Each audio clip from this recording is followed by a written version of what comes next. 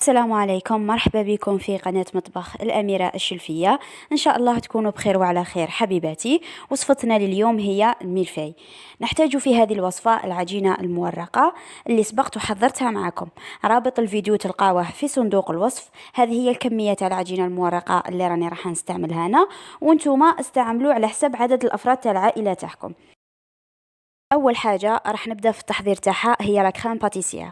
عندنا زوج كيسان تاع الحليب، نضيف عليهم زوج ملاعق كبار ونص تاع السكر، ونضيف زوج ملاعق كبار تاع المايزينا. نخلط هذه المكونات، من بعد نحطهم على نار اللي تكون متوسطه مع التحريك المستمر. هذه لا كريم تعجبني بزاف من ما فيهاش البيض.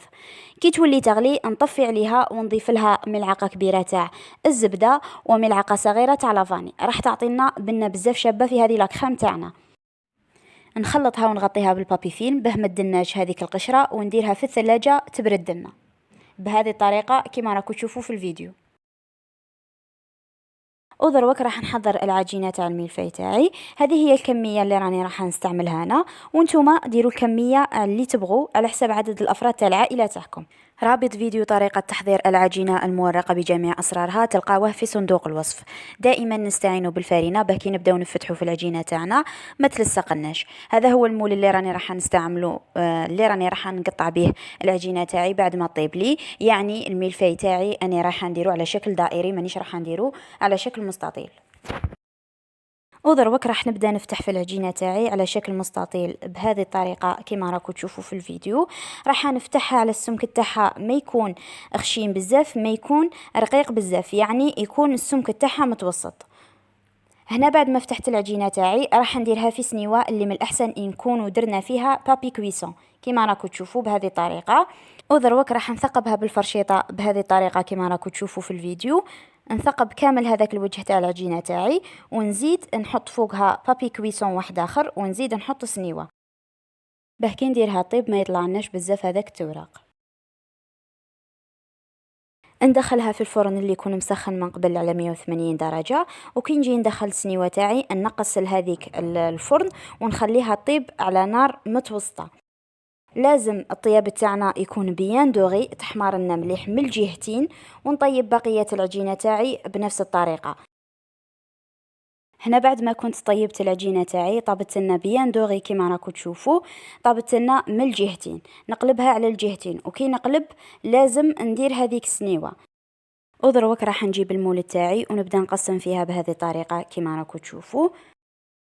وهنا بعد ما كنت قسمت العجينه المورقه تاعي بالمول كما شفتوا، راح نجيب لا كريم باتيسير تاعي اللي كنت صنعتها ودرتها في الثلاجه، ونبدا نخلط فيها بهذه الطريقه.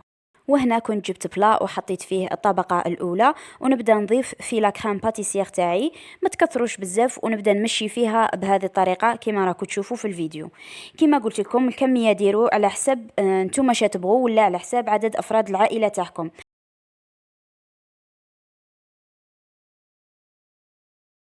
ونضيف الطبقه الثانيه ونزيدو نديرو طبقه تاع لا كريم.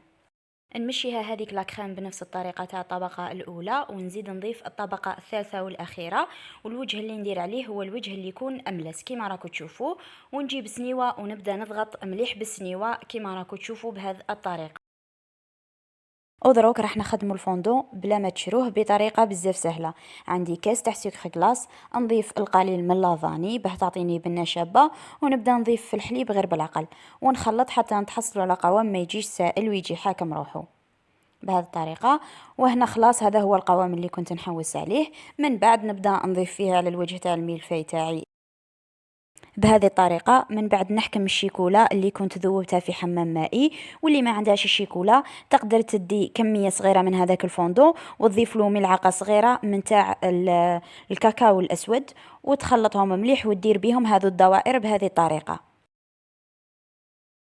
ودروك راح نحكم كيغدو ونبدا ندير في هذو الخطوط بهذه الطريقه. من بعد ندير العكس تاع هذو الخطوط ونديرو في الثلاجه يبرد، ما نقطعوش فم نخليه يبرد. من بعد نقطعو الملفاي تاعنا. واللي ما بغاتش ديرو على شكل دائري كما درتو انا، ديرو على شكل مستطيل وتتبع نفس المراحل. هنا بعد ما برد لي الملفاي تاعي راح نبدا نقطع فيه بهذه الطريقه كما راكم تشوفوا. ومن الأحسن هذاك الموس أشاك فوا نمسحوه باه تكون لا فينيسيون تاعنا شابة. هذا هو الملفي تاعنا، وهذه هي وصفتنا لنهار اليوم. إن شاء الله تكون نالت إعجابكم. ما تنسوش تجربوها وتشاركوا الوصفة مع أصدقائكم، مع العائلة تاعكم اللي تعم الفائدة. خلوا لي جيم للفيديو وتعليق مشجع.